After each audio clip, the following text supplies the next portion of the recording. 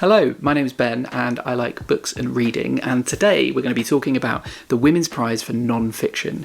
Now this prize is just entering its third year, and in a few short weeks the 2026 longlist is going to be revealed. I thought it'd be fun to put together some ideas of books that might be on the list, and I am a little bit strapped for time, so I'm going to give you a very quick, brief overview of what this year's prize involves. So this is a prize for narrative non-fiction written by a woman. The work that is submitted and nominated must be unified. So that means in general you get these long form accounts of a certain topic, but they can be essay collections as long as there is a unifying theme and at least 50% of the writing is new. So it can't just be a collection of previously published essays. To be eligible, a book must have been published in the UK between the 1st of April 2025 and the 31st of March 2026. There will be a long list of 16 books unveiled on the 11th of February. That will be reduced to a shortlist of 6 books on the 25th of March, and then the winner will be announced on the 10th of June. I won't go into a lot of detail on the judges, but this year's panel is chaired by Thangnam Debonair. She is a former Labour MP here in Bristol actually, and in fact I used to live in the constituency that she represented, although at the time I was there it was a Liberal Democrat seat. I will be totally honest, I am not a huge reader of non-fiction, but I would like to read a little bit more of it this year, and I think what I'm going to do is challenge myself to read one book from this year's longlist, just one that most interests me. And so what I've done is pick 16 potential nominees that could be that one book that I pick up. If you would like to see some more informed guesses about the longlist, then I would highly recommend Jen the Librarian's channel. She reads a ton of non-fiction written by women, and I assume she's going to be reading most of the longlist this year. She and Charlie Brooke are actually doing a live stream, I think on the day of the announcement of the longlist, and I'll link to their channels down in the description if you are interested in watching that. Let's get into my picks then, which I've grouped kind of loosely by the type of book they are, and the first grouping that I've got is memoir. My first memoir pick is Things in Nature Merely Grow by Yi-Yun Lee. Now this is a book that was longlisted for the Baillie Gifford Prize. I don't know if it was shortlisted, I don't think it was, but it's basically the Booker for non-fiction. It's one of the most prestigious non-fiction prizes out there, probably up there with the Pulitzer Prizes, especially for people who are outside the US.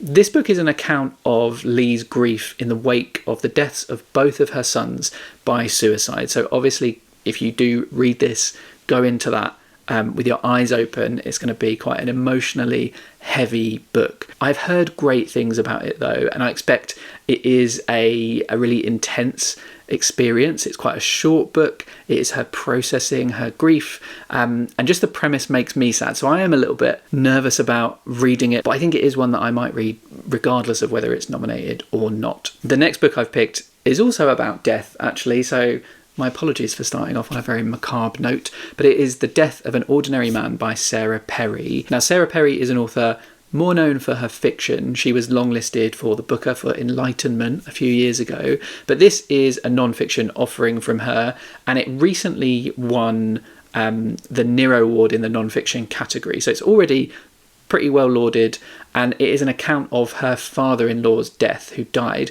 just 9 days after receiving a cancer diagnosis.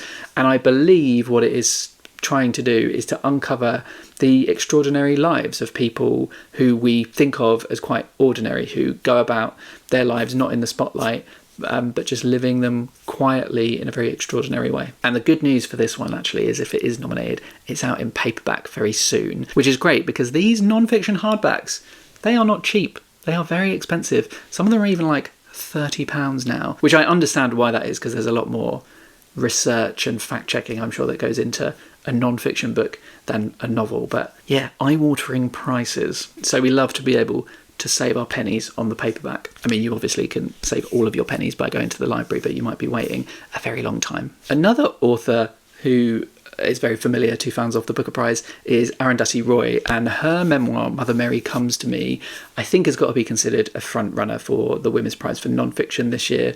This is her account of growing up in India, and particularly her relationship with her mother, which, spoiler alert, apparently wasn't great. It also covers her experience of writing A God of Small Things, and I think it would be really interesting to see how this book is in conversation with that one and how she might reflect on the things she explored in that book. There is not one person who has read this who seems to say anything except it is exceptional. So I think this may well be a strong contender for winning the whole thing. I would say those first 3 books are the ones I am most confident about seeing on the list. They seem to be ones that have really made a splash both critically and commercially, and I can see them being celebrated by the prize. But I have got a couple more memoirs to talk to you about, and the first one is Foreign Fruit by Katie Go, with the subtitle A Personal History of the Orange.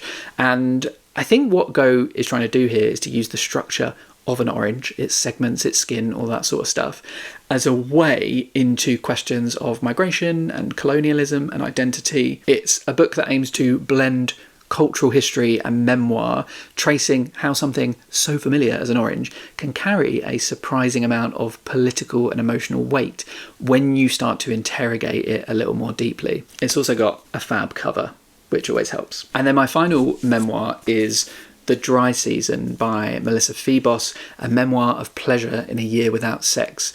Phoebos is a celebrated essayist and memoirist, and she's best known for a book called Girlhood, which I have not read, but I have heard people talk very highly of. This is her latest book, which examines desire, power, control, and it draws on her experience of celibacy for a whole year and self-denial while trying to seek pleasure in other ways. From what I understand, this is supposed to be quite an intellectually rigorous book, but also one that's deeply personal, and it feels like an interesting spin on being transgressive, like it's almost reverse transgressive, and I am intrigued at how that plays out. Now, I apologise for the next category, but it is AI. Yes, we are all sick of it, but there are books being written about it because it is everywhere, and I think there is a likelihood of at least one being on this year's long list. And the first one that I have been seeing and considering is Empire of AI by Karen Ho. This is subtitled Inside the Reckless Race for Total Domination.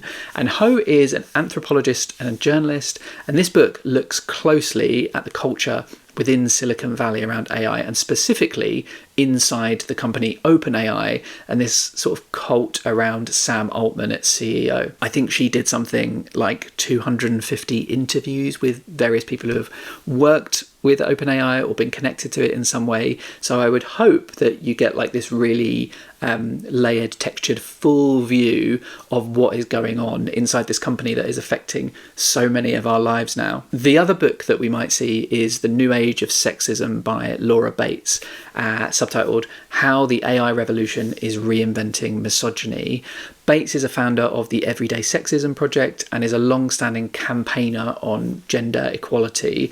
And this is another AI book, but one that interrogates it in a way that is a little bit more directly connected to women. This book looks at how these new technologies are entrenching and accelerating old forms of sexism that we were hoping to leave in the past. This might well have the edge over the Karen Ho book because it seems to be positioned as a warning as much as analysis, and I think the Women's Prize does like to reward these books that have something of an imperative about them. Right, that's the AI portion of the video done. It's safe to come out now. We won't talk about AI again. And our next category is the natural world. What a lovely antidote to all of that techno babble. And my first pick here is To Have or to Hold Nature's Hidden Relationships by Sophie Pavel. This is a book that I am reading right now, actually. I've finally picked up a non-fiction book because it sounded so interesting. This has recently been longlisted for the Wainwright Prize for Conservation Writing. It's a book that is all about symbiotic relationships in nature and how, by re-evaluating symbiosis as a thing and seeing its sort of collaborative approach to evolution, we might be able to challenge our perceptions of progress and how evolution comes about, because we are often very, very tied to the idea of ruthlessness and survival of the fittest and change or die and that sort of thing. But actually, we've got species here coming together to thrive in environments where they might not otherwise survive on their own. And I quite like that as a thesis. Then I've picked a book called A Year with Gilbert White, the First Great Nature Writer by Jenny Uglow. Uglo is a distinguished biographer and a historian, particularly of nature and place. This book revisits Gilbert White's observations across a single year, combining literary history with close attention to the natural world. This prize does seem to enjoy stories of men written by women. We've had quite a few of those already in the first 2 years of the prize, and I think this could be the one this year. And then my final pick in this natural world category is Stonelands, A Journey of Darkness and Light Through Britain's Ancient Places by Fiona Robertson. In this book, Fiona Robertson travels through these prehistoric landscapes and caves and stone monuments. And what she is doing is part travel writing, part cultural history. And it reflects on how ancient sites continue to shape our modern ideas of belonging and memory. I'm expecting it's covering stuff like Stonehenge as a very famous example, but there must be many, many, many sites just like that are monuments to our history as a species. Reading about this book brings to mind for me Robert Macfarlane's Underland, which was a non-fiction book that I loved, and the cover of this one is absolutely gorgeous. Moving on then to the next category, which is histories, and the first book with a historical slant that I've picked is The Finest Hotel in Kabul, A People's History of Afghanistan by Lisa Doucette. This has already been shortlisted for the Nero Prize, and Doucette draws on decades of reporting in Afghanistan and personal encounters that she's had, specifically centred on this one hotel to tell the history of an entire country.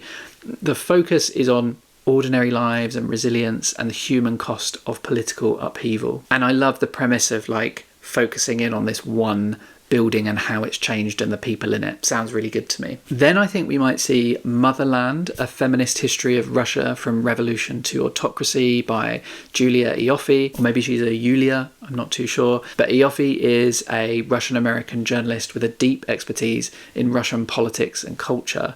This is a book that aims to reframe Russian history through the lives and influence of women and aims to offer, I guess, a correction to the very male-dominated narratives. I don't know tons about the history of Russia. It's not something that I studied at school, but I know that it's a history of strong men, and it'd be really interesting to see how the influences of women are threaded into this story and brought to the fore. And then my final book in this category is Wolf Moon, A Woman's Journey into the Night by Arifa Akbar.